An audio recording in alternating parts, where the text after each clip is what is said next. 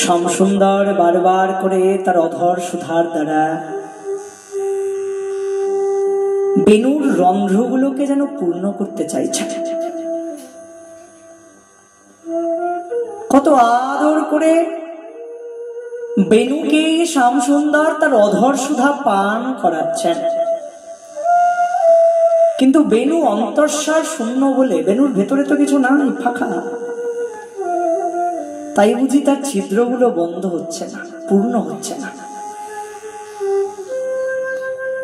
শ্যামসুন্দরের অধর সুধা বেণুর মধ্যে প্রবেশ করে বেণুর ছিদ্রগুলো দিয়ে সেই অধর সুধা বাইরে বেরিয়ে এসে 10 দিককে সুধাময় করে দিচ্ছে, কিন্তু হায়, বেণু নিজেকে পূর্ণ করতে পারছেন না। এত এত অধর সুধা পান করছেন, কিন্তু বেণু নিজেকে পূর্ণ করতে পারছেন না। ওই যে তার অন্তঃসার শূন্য, যে তার হৃদয় যে ফাঁকা, তাই তো পাচ্ছেন না। তাই এমন করে অন্তঃসার শূন্য হয়ে যদি কেউ ভজন করে, হৃদয়ে কাপট্য হৃদয় নিয়ে যদি কেউ ভজন করে, হৃদয়ে যদি ছলনা থাকে, হৃদয়ে যদি প্রেম না থাকে, যদি শূন্য থাকে, তবে যদি ভগবান এসে সামনেও দাঁড়ায়, ভগবান যদি তাকে জড়িয়েও ধরে, তবুও সে প্রেম প্রাপ্ত হতে পারবে না। ভগবান যদি প্রেম দান করেও দেয়, তবুও সে প্রেমটাকে ধরে রাখতে পারবে না। হৃদয় শূন্য, যে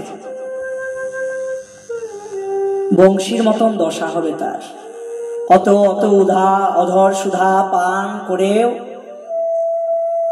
যিনি নিজেকে পূর্ণ করতে পারছেন না। তাই অমন কাপট্য হৃদয় নিয়ে যদি শ্যামসুন্দরের ভজন করো, তবে ভজন করলেও তোমার কোনো উপকার হবে না।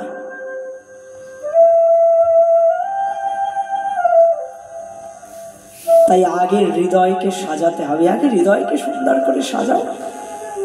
হৃদয় যদি ফাঁকা থাকে, হৃদয় যদি সুন্দর না হয়, তবে শ্যামসুন্দরের সঙ্গ করলেও শ্যামসুন্দরের কৃপা থেকে তুমি বঞ্চিত হবে।